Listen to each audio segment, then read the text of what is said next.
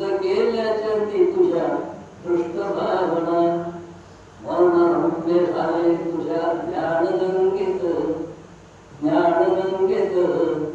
त्या होयानंद झालता ध्यान प्रसाद त्या होयानंद झालता ध्यान प्रसाद धम्मं शरणं गच्छामि